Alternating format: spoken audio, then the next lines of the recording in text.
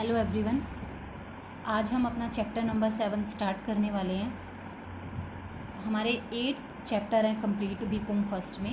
उन 8 चैप्टर में से हमें अपने 5 चैप्टर्स को कवर करना था, तो हम अपने 4 चैप्टर कवर कर चुके हैं बड़े अच्छे से।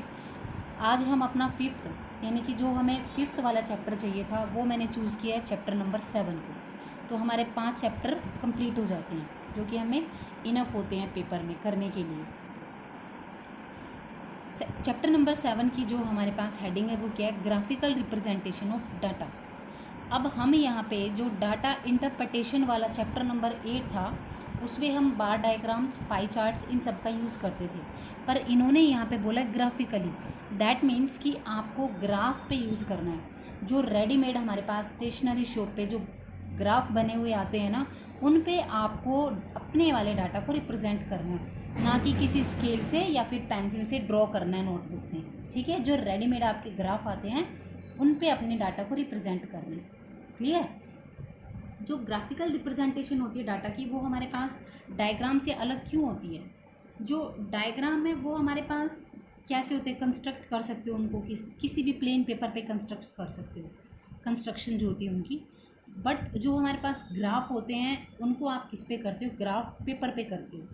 और ग्राफ पेपर पे करने से उसमें पहले ही हमारे पास लाइंस बनी होती है, जो कि बड़ा इजी भी होता है हम लोगों के लिए करना।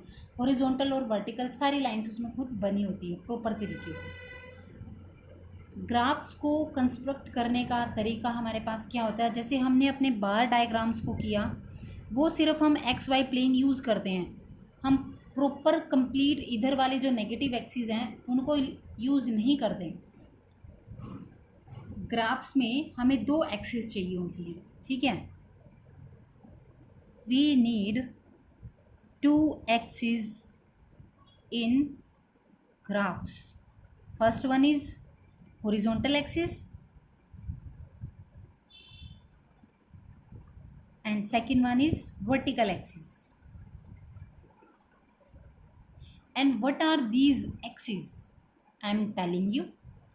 हॉरिजॉन्टल एक्सिस जो हमारे पास होती है उसको हम देखो, मैंने यहाँ पे 2 लाइंस लिए हैं, स्ट्रेट लाइंस, एक सेकंड वाली लाइन ली है, और मैंने इन दोनों को आपस में क्या करा दिया? इंटरसेक्ट करा दिया। और जहाँ पे हमारा इंटरसेक्शन का पॉइंट होता है, मतलब 2 लाइन आपस में मीट कर रही हैं, उसको हम कंसिडर करते हैं एज अ पॉइंट ओ। और ये हमारा होता है ओरिजन, मीन्स इन दोनों को मिलाने वाला पॉइंट ओ, ओरिजन, इन दोनों का ओरिजन है ये। ओरिजन का मतलब एक और होता है जहाँ से हमारी लाइंस निकलती हैं, ओरिजन। ठीक है, ये वाली जो मेरे पास नीचे लेटी हुई लाइन होती है, सिंपल वर्ड्स में जो नीचे वाली लाइन होती है बिल्कुल सीधी, ठीक है, ये एक खड़ी लाइन होती है, ये एक नीचे लेटी हुई लाइन होती है। तो this straight line we consider as X axis. ठीक है, this is X axis and we call this horizontal axis. और जो ये स्ट्रेट होती है अपवर्ड डायरेक्शन में जो स्ट्रेट होती है, ये हमारे पास होती है Y axis and this is consider as vertical axis. I hope आप लोगों को क्लियर हुआ होगा। जो ये स्ट्रेट लाइन होती है नीचे, ठीक है, जो कि आपके पास कहाँ जाती है? फॉरवर्ड एंड बैकवर्ड जाती है। जो अपवर्ड एंड डाउनवर्ड जाती है वो आपके पास वर्टिकल होती है, बैकवर्ड एंड फॉरवर्ड जाने वाली हॉरिजॉन्टल होती है। इन दोनों को देखो, ये कंप्लीट मेरी एक्स एक्सिस होती है, पर जो ज़ीरो के राइट हैंड साइड में जाती है वो एक्स एक्सिस होती है, और जो ज़ीरो के लेफ्ट हैंड साइड में जाती है उसको हम डिनोट करते हैं एक्स डैश से। जो ज़ीरो के अपवर्ड डायरेक्शन में जाती है वो मेरे पास होती है वाई एक्सिस, और जो डाउनवर्ड डायरेक्शन में जाती है वो होती है मेरे पास वाई डैश एक्सिस। यहाँ पे जो डैश लिया है इसका भी एक मेन इंपॉर्टेंट काम ये होता है कि डैश को डिनोट करने का हमारा मेन काम क्या है यहाँ पे, कि भाई देखो, एक हमारे पास राइट साइड है, एक हमारे पास लेफ्ट साइड है। ये इस वाली साइड हमेशा पॉजिटिव होती है, ये वाली साइड हमेशा नेगेटिव होती है। अपवर्ड डायरेक्शन में भी ये वाली साइड मेरे पास पॉजिटिव होती है, ये वाली साइड मेरे पास नेगेटिव होती है। तो यहाँ पे हम इनको डिनोट कैसे करते हैं? नेगेटिव्स को डैश लगाकर हम इन नेगेटिव्स को डिनोट कर देते हैं। ठीक है, तो ये डैश और डैश हमारे नेगेटिव लाइन्स को या नेगेटिव एक्सिस को डिनोट करती हैं। क्लियर हो गया होगा इतना भी। अब आपको क्या चाहिए, ग्राफ्स पे भी वैसे तो बने बनाए होते हैं, पर आपको उनमें क्लैरिटी दिखाने के लिए एक स्केल का होना बहुत ज़रूरी होता है। ठीक है, एक अच्छी खासी हेडिंग होनी चाहिए ग्राफ की। और ग्राफ जो होता है ना, जैसे आपको शो करना है यहाँ पे पॉइंट, यहाँ पे पॉइंट, ऐसे ऐसे अगर आपके पास पॉइंट और आप लाइंस से ड्रॉ कर रहे हो या फिर डोटेड ले रहे हो, कैसी भी लाइंस ले रहे हो, तो आपके पास 3 तरह की लाइंस आप इन ग्राफ पे शो कर सकते हो, 3 4 कितनी भी। पर देखो, हम इतनी लाइन क्यों अलग अलग तरीके से ड्रॉ करते हैं, वो हम इसलिए करते हैं क्योंकि कई बारी आपको अलग अलग चीज़ों का डाटा रिप्रेजेंट करना होता है। जैसे कि हमने डबल बार ग्राफ में किया था, मल्टीपल बार ग्राफ में, जैसे वीट का प्रोडक्शन दिखाया था, राइस का प्रोडक्शन दिखाया था, ठीक है, दिखाया था हमने, कॉटन का प्रोडक्शन दिखाया था एक जगह हमने, ठीक है, वुलन का भी दिखाया था।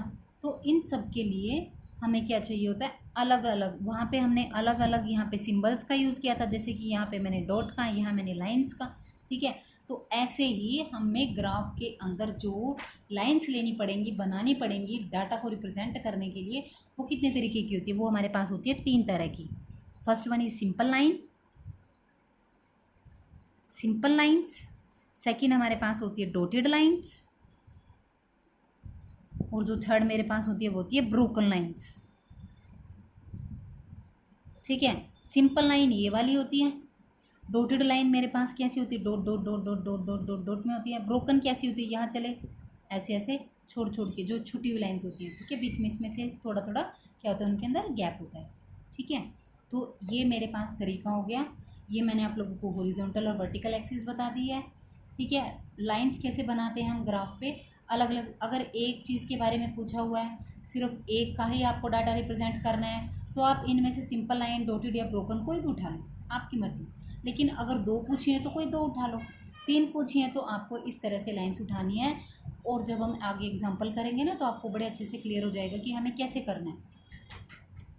ग्राफ ऑफ टाइम सीरीज़, जो टाइम सीरीज़ के हमारे पास ग्राफ्स होते हैं उनके बारे में बताती हूँ। जैसे मैं थोड़ा सा कि भाई जो लाइन ग्राफ होते हैं वो क्वांटिटी उनकी चेंज होती रहती है। अगर लाइन ग्राफ ऊपर जाते हैं तो क्वांटिटी इंक्रीज़ होगी।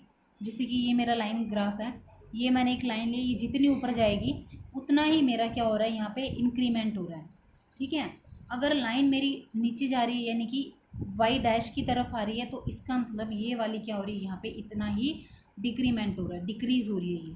ठीक है, if the line is horizontal, अगर वो हॉरिजॉन्टल है, सिर्फ और सिर्फ इसी पे ही काम कर रही है, तो इसका मतलब उसमें कोई चेंज हो ही नहीं रहा है। ऊपर जा रही है, देखो वर्टिकली की तरफ ऊपर जा रही है तो मतलब इंक्रीज़ हो रही है, वर्टिकली डाउनवर्ड जा रही है तो दैट मीन्स कि डिक्रीज़ हो रही है। और अगर हॉरिजॉन्टली ही काम कर रही है, इसी पे ही काम कर रही है, तो इसका मतलब उसमें कोई इंक्रीज़ ही नहीं होता, वो एज इट इज़ रहती है आपके पास। ठीक है, क्लियर हो गया होगा आई थिंक सबको। अब मैं आपको बताती हूँ कि आपको ग्राफ ऑफ वन वेरिएबल कैसे बनाना है।